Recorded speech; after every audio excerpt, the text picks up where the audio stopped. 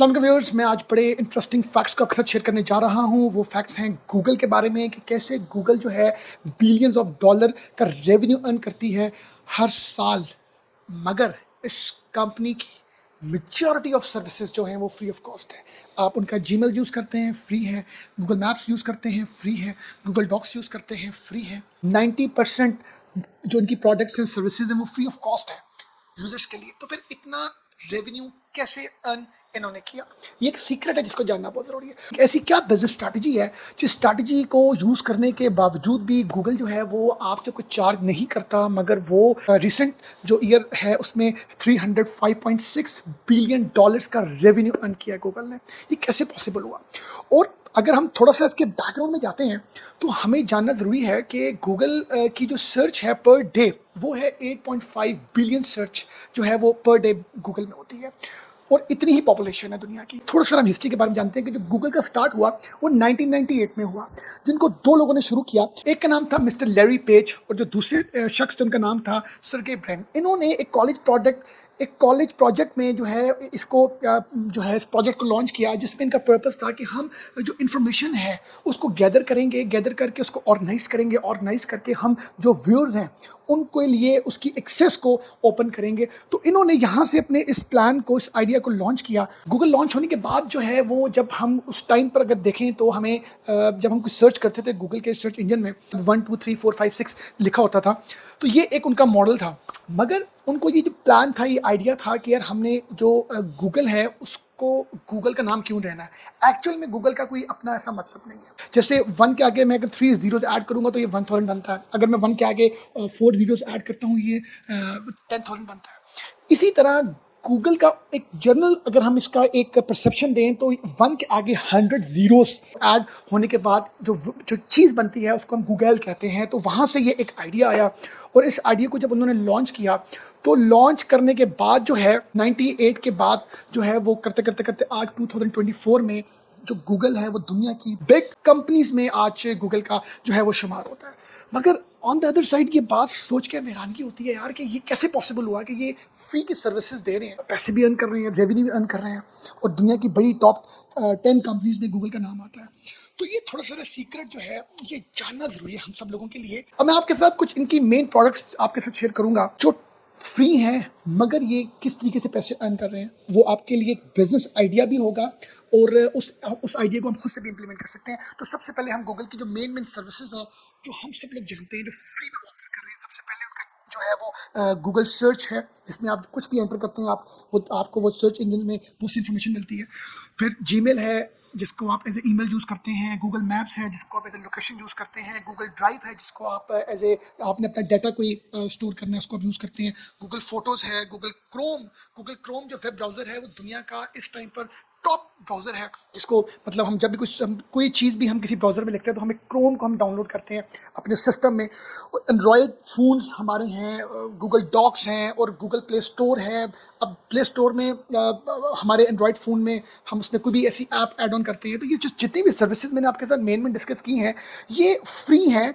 अब इनके पीछे क्या सीक्रेट है और क्या ऐसी स्ट्रैटेजी है जो जानना बड़ा ज़रूरी है, वो मैं आपके साथ डिस्कस करता हूँ। कि बेसिकली गूगल का जो बेसिक पैकेज है जो उनका वो फ्री ऑफ कॉस्ट है। उसके बाद कुछ इनके स्टैंडर्ड पैकेजेस हैं, कुछ इनके प्रीमियम पैकेजेस हैं।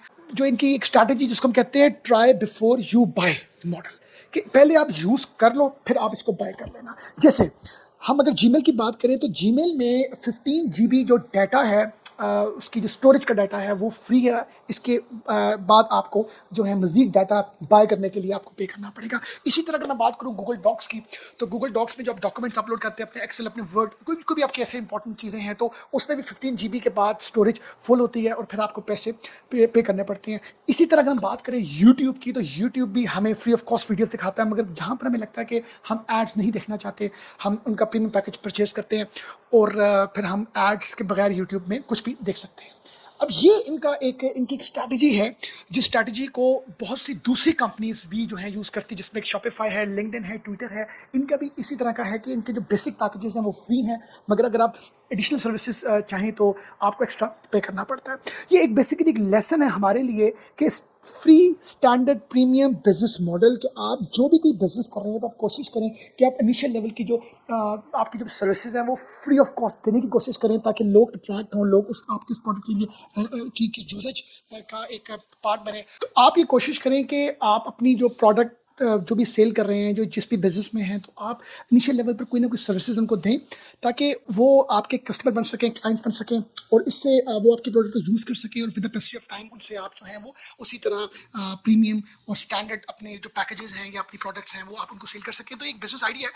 अब इंटरेस्टिंग बात यह है इस हवाले से कि 95% जो इनकी गूगल की जो प्रोडक्ट्स हैं वो फ्री ऑफ कॉस्ट हैं, उनकी जो बेसिक पैकेजेस हैं।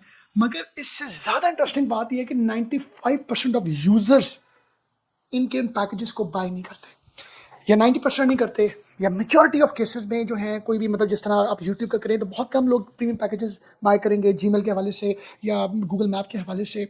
बहुत से लोग इनके बेसिक पैकेजेस को ही जो है वो अवेल करके फ्री ऑफ कॉस्ट सर्विसेज जो है वो यूज़ कर रहे होते हैं। तो फिर कैसे पॉसिबल हुआ कि ये इतना रेवेन्यू अर्न कर लेते हैं? इसके पीछे है डाटा कलेक्शन। कि जो आपका गूगल है वो बेसिकली उसके पास इतना एक्स्ट्रा ऑर्डनरी इस वजह से डाटा आ जाता है कि वो उस डाटे को बेसिकली यूज़ करता है एडवर्टाइजमेंट के पर्पज से। एडवर्टाइजमेंट से मुराद ये है कि जो भी डाटा गूगल के पास आता है, अगर आप यूट्यूब देख रहे हैं उसमें आप ग्लासेस के हवाले से, गाड़ी के हवाले से या वॉच के हवाले से कुछ चीज़ आप देखते हैं तो आपको उस तरह के एड्स डिस्प्ले में शो होना शुरू हो जाएंगे। इसी तरह आप गूगल में सर्च करते हैं ग्लासेस, वॉच, कार्स, आपको उस रिलेटेड गूगल सर्च की आपको जो है उस तरह की आपको एड्स शो होना शुरू हो जाएंगी। ये बेसिकली क्या है कि जो ऑडियंस वर्सेस एडवर्टाइज़र है, ये उसके बीच में डाटा जो है वो प्रोवाइडिंग का काम करते हैं। इनके पास इतने सिस्टम्स हैं कि जो एडवर्टाइज़र है जो वो चीज़ एडवर्टाइज करना चाहते हैं, ये एग्जैक्टली उन्हीं ऑडियंस को जो है वो चीज़ की एडवर्टाइजमेंट शो करते हैं। अगर आप सर्च करते हैं परफ्यूम को यूट्यूब में, आपके गूगल के सर्च इंजन में या कहीं पर भी आप उसको आप सर्च करते हैं तो आपको परफ्यूम्स के ऐड आना शुरू हो जाएंगे। अब जो मेन जो इनका सोर्स ऑफ रेवेन्यू है वो है डाटा। एडवर्टाइजर की जो एडवर्टाइजमेंट है वो एग्जैक्ट जो टारगेट ऑडियंस होती है उस तक वो पहुंचाते हैं। कोई भी आप जीमेल का अकाउंट क्रिएट करते हैं, आप उसमें अपना जेंडर, अपनी एज, अपनी लोकेशन, ये आप चीज़ें मेंशन करते हैं। इसी तरह जब आप यूट्यूब अकाउंट बनाते हैं या आप ये जितनी भी सर्विसेज हैं इसमें आप जब भी अपना अकाउंट क्रिएट साइन अप करते हैं तो आप अपने पर्टिकुलर्स लिखते हैं।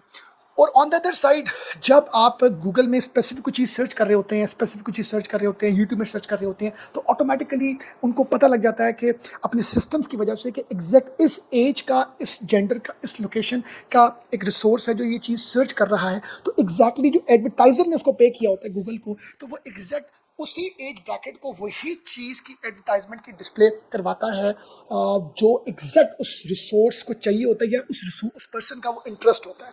तो ये एक बहुत बड़ी एक मार्केटिंग, बहुत बड़ी एक स्ट्रेटजी, एक बहुत बड़ा सोर्स ऑफ रेवेन्यू है गूगल का। गूगल अपने ऐड से अर्न करता है।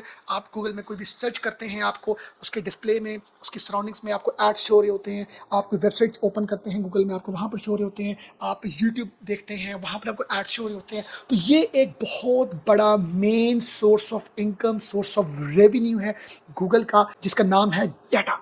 तो ये एक बहुत अच्छी स्ट्रैटेजी है। आप जो भी बिजनेस कर रहे हैं, आप अपनी जो भी मार्केटिंग करना चाहते हैं, आप इन तरह की जो टूल्स हैं सोशल मीडिया के, आप उन पर करें। जैसे पहले वक्तों में न्यूज़पेपर में किसी भी चीज़ का ऐड आता था, वो ऐड टारगेट ऑडियंस तक नहीं पहुंचता था। बाय चांस अगर टारगेट ऑडियंस जो है वो देखने वाला या वो रीडर जो है वो पढ़ने वाला, वो अखबार को खोल के उसको ऐड को पढ़ेगा, ओके फाइन, और ये बाय चांस, बाय लक है।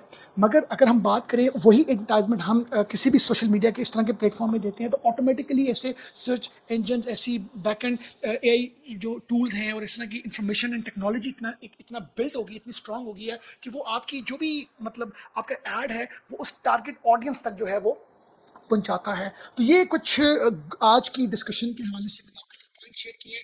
मगर कुछ ऐसे मैं समझता हूँ आने वाले वक्त में बहुत बड़े चैलेंजेस जो हैं वो फेस करने पड़ेंगे गूगल को और दूसरे जो सोशल मीडिया प्लेटफॉर्म्स हैं। क्यों? क्योंकि लोग अब बहुत ज़्यादा कंसर्न हो चुके हैं डाटा प्राइवेसी के हवाले से। अब हम मोस्ट ऑफ पीपल जब अकाउंट क्रिएट करते हैं तो वो कोशिश करते हैं कि वो अपनी कम से कम इन्फॉर्मेशन जो है वो ऐड ऑन करें, क्योंकि ये एक प्राइवेट इन्फॉर्मेशन होती है, लोग नहीं इंटरेस्टेड होते। तो इस रीज़न की वजह से भी जो है एक फ्यूचर में लोगों का जो अपनी पर्सनल इन्फॉर्मेशन ऐड ऑन करना जो है उसमें कहीं ना कहीं कुछ चांसेस हमें नज़र आते हैं। और इसी वजह से फिर जो टारगेट ऑडियंस है वहाँ वो उसको ढूंढना मुश्किल होगा। इसी तरह अगर हम बात करें गूगल का जो एक बहुत बड़ा एक कंपैटिटर है, क्योंकि हम गूगल सर्च करते हैं कोई इन्फॉर्मेशन गैदर करने के लिए, हमें मल्टीपल लिंक्स मिलते हैं, मल्टीपल वेबसाइट मिलती हैं, हमें बहुत सी एक लिस्ट ऑफ हमें जो है वो एक ऐसे वेबसाइट मिल जाती हैं या कोई भी ऐसी इन्फॉर्मेशन मिल जाती है जो हम लोग देखना चाह रहे होते हैं, ढूंढना चाह रहे होते हैं। मगर एक बहुत बड़ा कॉम्पिटिटर जो है गूगल का चैट जीपीटी, कि आपने जो एग्जैक्ट इन्फॉर्मेशन आप चाह रहे हैं या जो भी आपको नॉलेज चाहिए, कुछ भी चाहिए, आप सिंपल उधर टाइप करेंगे तो जैसे आप गूगल सर्च इंजन में टाइप करते हैं तो आपको एग्जैक्ट एक पैराग्राफ फॉर्म में वो इन्फॉर्मेशन मिलेगी, जो आपके लिए पढ़ना भी आसान होगी, आपके लिए समझना भी आसान होगी। इससे भी हमें क्या लेसन मिलता है कि जो कंपटीशन है वो हमेशा टाइम टू टाइम आता है, तो हमें प्रिपेयर होना चाहिए। हम जो भी अपनी सर्विसेज, जो भी हम अपनी प्रोडक्ट जो है सेल कर रहे हैं, तो हमें इस चीज़ का ज़हन में एक प्लान होना चाहिए कि हमें कहीं ना कहीं कॉम्पिटिटर्स का, हमें कंपटीशन का सामना करना पड़ सकता है। तो हम अपनी उस प्रोडक्ट को, उस सर्विसेज को अपडेट रखें। जैसे कि गूगल जैसी बड़ी कंपनीज रखती हैं। गूगल अपना मेजॉरिटी ऑफ जो इनका एक्सपेंस है वो R&D में है। उनके जो सैलरीज एक्सपेंस हैं, उनके जो दूसरे ऑफिसेज रेंट और जो भी तरह के एक्सपेंस हैं, उनसे ज़्यादा एक्सपेंस उनके जो है वो R&D में है। तो ये आज की एक गपशप थी जो मैंने कहा मैं आपके साथ करूं। Thank you very much for watching us.